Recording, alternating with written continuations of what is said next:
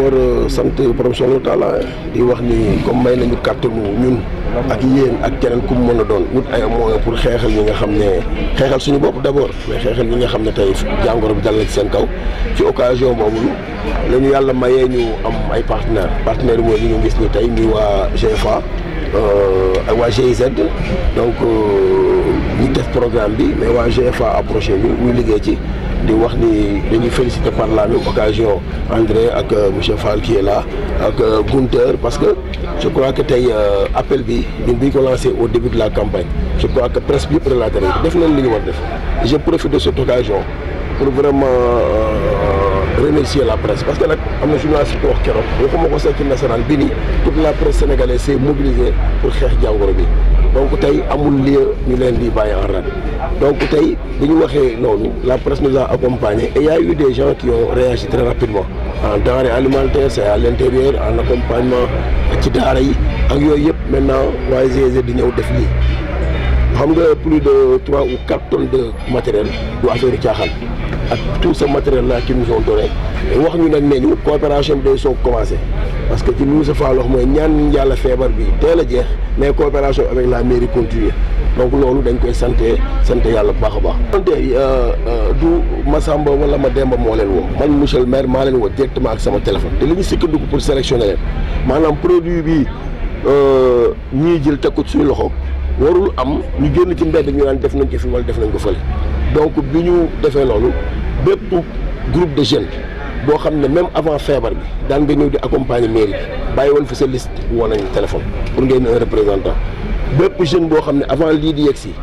jógoon nga créer ce mouvement pour ñëw accompagner mairie bi pour dem xeex jàppale daara yi mooy kaw jeune Mbour 3 woo nañ la ngeen di représentant ba pare associer le conseil communal de la jeunesse ñu ngi toog maintenant les superviseurs ñu jël les jeunes conseils municipaux qui sont là pour ñu dem parce que hier dañuy recevoir lettre ministérielle buy wax ni maire dëkk bu nekk fa nga nekk activité ba ngay def wala ciblage beeg yooyu yow bu fekkee parti ba nga nekk fexeel ba am ñaar ñoo xam ne ci opposition parti boobu lañ nekk nga dugal leen ci avant ñu koy wax ñun def nañu donc ñun pour commencer woon nañ programme bi yàgg na ak vision li ñu wax sànq rek mooy biñ tàmbalee ak programme bi mairie ci li mu mën boppam jël na 5 millions jënd ko ay produits dugal ko ci poste de santé yi ay bonne volonté ku ci mel na Mbaye Sanger moo njëkk a jóg yëkkati 1 million ne lii nañ ko jëndee produit jox ko daara yi boobu ba léegi ay moromam ñu ngi ci on fera la liste incha allah parce que produit yi ñu ngi ci biir leneen li mairie jóg def 5 millions ba pare jógaat en conseil communal réunion ICP yi ma leen di gërëm ñëw ni monsieur le maire ñu ne dañoo am problème ndax seetlu nañu ni bu 20 heures jotee am nañu seen jëkkër amul oto am ñoo xam ne koñ ba ñu nekk amul oto pour malade yooyu di ñëw di faju si ça nous pose problème ma jël engagement foofu ñu leen dinañ mettre ñaari ambulance seen disposition mooy ambulance yi ngeen di gis depuis début couvre-feu ba tey chaque nuit di féliciter encore la Croix-Rouge seen équipe moo fi nekk ku ci woote téléphone jël ñaari téléphone jël ay numéro jox leen tas ko ci population yi à travers les délégués de quartier la police ñëpp am laa nii ñoom ñooy dem di jëli ku woote feebar sa kër wala nga war a accoucher ñoo lay jëli yóbbu la nga faju bu jaree ñu delloo la sa kër moyennant 0 franc loolu tam dafa jaral leeral ku ci ambulance ñëw sa buntu kër parce que àdduna bi dafa doy waar une deux heures ñu ne mairie ba def lii wala diwa def lii ku ci ñëw sa buntu kër sa ñaari dërëm soxla wuñ ko pour yóbbu la fee jëm la preuve ambulance bee Dakar la jóge dem tey mu ngi nee jubal Bambey pour yóbbuwaat ay malade mais biñ ko defee dafa am leneen lu ci feeñ mooy dañuy toog ñuy wax woo ay décès ci biir ay biir kër famille bee bu Grand Thiès ak ñeneen ak ñeneen on est obligé tey Croix-Rouge kii di sax corbillard bi dugg na ci liggéey bi maintenant on a 3 chauffeurs qui veillent plus am ñaari ambulance pour que cas yooyu bu amee li ñu mën nag mooy jëli sa kër gratuitement yóbbu la ci ICP wala ñu yóbbu la ci docteur toog xaar bu nee ñu nii ngeen dexe ñu dexe noonu leneen lii ñëwaat na tey maintenant on attend li nga xam ne moo fi coow lu rëy li dëkk bi yëpp mooy affaire vivre yeeg yooyu waaw waxoon nañ te waxu thermoflash yi buñ ko waxee tey gis nga ñoom jàppal naa li ñu jàmbatoon ñu poste santé yi rek lañ mooy tey jënd nañ thermoflash yi jox ko ñëpp ñi nga xam ne ay poste santé lañ ba wutal sax suñu police bi nga xam ne moo nekk parce que c'est un lieu très fréquenté loolu daal fa lañ toll ci xeex bi di wax ni ñu ngi à la disposition de toutes les organisations ak population yi ñi nga xam ne mënuñoo jàpp ci xeex bi parce que heure bi moo soxla lool. jërëjëf ñun dañuy ñëw tey pour jàppale commune Thiès Ouest ci xeex bi nga xam ne bii réew mi yëpp ñu ngi koy xeex contre ci coronavirus loolu nag bu ngeen ko gisee fekk ne loolu nekkul woon sax ci xolu sunu programme maanaam programme bi ñu yore muy programme Réussir au Sénégal ndaw ñi ñi am diggante fukki at ak juróom ba fanweeri at ak juróom moo ko tax a jóg ak ñi nga xam ne ñi dañu demoon tukki yàlla weddi ñooñu ñu bëggoon jàppale leen pour ñu mën a tekkee fii ñu jàppale leen ci formation professionnelle jàppale leen ci wàllu entrepreneuriat pour ñu mën a am fii lu ñu fi def pour mën fi toog bañati dem di dugg ci gaal yi ak ci jaar ci suuf si di sànku bi nga xamee ne nag ñu ngi ci programme boobu ba def ci ay jéego yu rëy fii ci Thiès parce que centre de formation yu bëri fii am nañ partenariat communes yi aussi am nañ partenariat pour former ay jeunes ci électricité plomberie ak yeneen demee noonu feebar bi ñëw bi feebar bi ñëwee école yi tëj kenn xamatul looy def ñun tamit ñu jàpp ne comme programme bi programme développement durable la en fait coopération internationale dafa war a am benn genre flexibilité boo xam ne bi dina ko may mu mën a xool bu fekkente ne dañ nekk ci situation wu jafe-jafe situation wu crise ñu seet leneen lu ñu def loo xam ne dafay wuute ak objectif yi ñu amoon initialement ndax bala nga ne naam nga fa loolu moo tax ñu jël ay ressources yoo xam ne yi formation professionnelle moo leen taxoon jóg ñu jébbal ko def ko ci gafaka gi ngir mën a jàppale communes yi jàppale nañu commune de Thiès Est jàppale bu mel nii chambre de métier bu Thiès noonu altine ñu ngi jëm fële chambre kii commune de Thiès Est Thiès Nord ban moo ci des ak Croix-Rouge maanaam commune Thiès yëpp dugg nañ fa Croix-Rouge aussi dugg nañ fa commune Thiaroye-sur-Mer dugg nañ fa te pareeguñu ndax am ni ko sama chef bi waxee léegi dem nañu Ziguinchor semaine bii ñëw lañ war a commencer Saint-Louis Podor commencé nañu commune de Saint-Louis mu ngi taxaw di xaar Kaolack war nañ commencer altine noonu lañ ko jàppoo pour que lépp loo xam ne li mën nañ ko ci te suñuy ressources may nañ ko ñu def ko ci xeex bi pour que mu am benn contribution boo xam ne dinañ ko def ci dollee ko ci li ñu doon def pour que li ñuy wax résilience mën a am dëgg aussi bien au plan économique qu'au plan social. waaw lu feek ñun ñu ngi koy man te feebar bi mu ngi fi nekk yaanuñu yàlla nag mu yàgg mais li feek mu ngi fi nekk te ñu ngi koy man danañu jàppale communes yi jàppale chambre de métiers yi organisation professionnelle yi ci xeex bi nga xam ne bi ñu ngi koy xeex contre le Covid-19. keroog bi ñu fi njëkkee teew mébétoon nañu maire bi ne que ñun am nañu ay soxla ay préoccupation soxla yi nag bokkoon na ci mooy ambulance yi nga xamante ne nit ñi bu ñuy matu dinañ am problème duñu xam fan la ñuy dem pour mën a génn jël oto parce que 8 heures bu xasee ba jot ku nekk da ngay ragal a génn mën ngaa matu sa kër ba wasin fa loolu nag biñ ko waxee ci saa si xaarul sax le lendemain dafa ne suba dinaa récupérer ambulance yi ma am si gox yi teg ko fii képp ku ci am malade joxe le ay numéro de téléphone ngeen woote malade yi ñëw jël si ko ñu ànd ak policier bu leen accompagner ak aussi agent wu Croix-Rouge ñuy remercier waale bu baax nag agent wu Croix-Rouge parce que guddi gi ñun dañuy enquête dañuy gis malade yi ñëw gis nañu niñ ciy taxawee ak niñ leen di gunge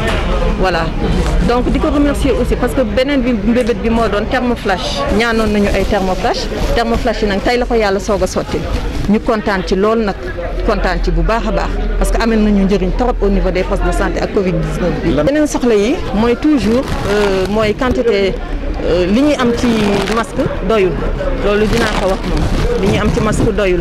dinañ am ñu ñuy may par ci par là suñu CDS nag ñu ngi leen di gërëm tamit parce que depuis le début épidémie bi am ba tey ku ci soxla fa ngay jëlee xaalis soo amulee dara ñoom ñoo lay jox xaalis ne la jëndal ba mu mat sëkk bu leen exposer seen bopp bu leen mettre seen vie en jeu donc ñoom tamit ñu ngi leen di sant di leen gërëm bu baax a baax léegi nag masque yi mënul doy parce que boo demee ci poste de santé mën nga fa fekk minimum 10 personnes ci poste yu gën a ndaw entre maternité ak poste dispensaire mën nga am 15 ba 20 personnel ci personnel bi nag du fajkat yi kese